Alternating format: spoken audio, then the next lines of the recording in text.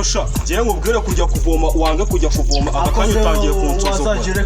akira fata imyenda yawe fata ndakwirukanye genda nureba genda nureba ndakwirukanye genda naba mushaka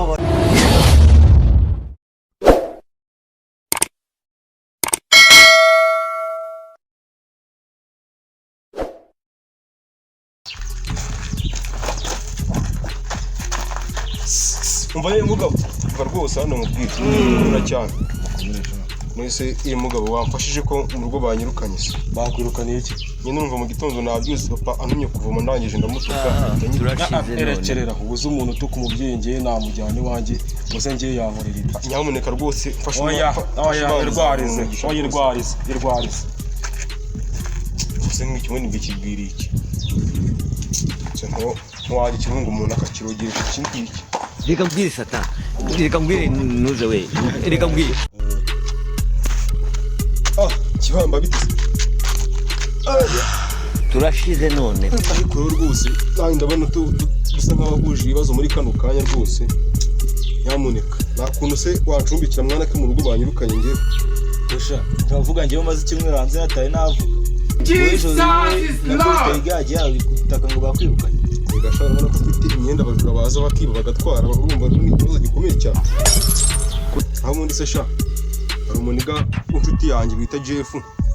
sinzi niba twajya kumureba tukaraba ko ikintu yatumarira rwose kadukubita agacumbise kandi rwose ndabona n'amasaha yo kurya asa nkayegereje rwose ahubwo se mbere y'ubundi wazize iki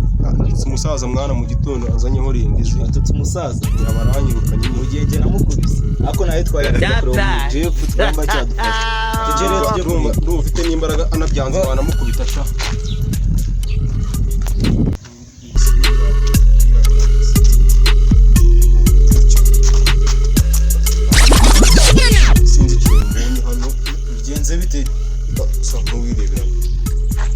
Kosha ngiye nkubwire kujya kuvoma wange kujya kuvoma akakanya utangiye kunsuzugura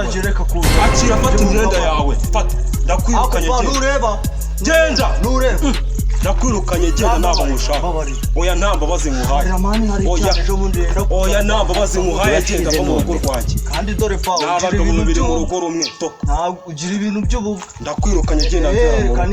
irukanke toka n'ubundi zandara yazahara hepfo zazi iwacu nta muntu wigeze yiyahura wari bariyahuye bibye birayi bindi kuza bigatangira gusuzugura reka mbwire nuze we reka mbwire ngenda kubwiye ngo ntugarukire mu rugo ni ibiremwa by'Imana yashyizeho ibaha imbaraga nawe tuvuye nawe tugiye tujye kwikiriza izacu twagiye ahubwo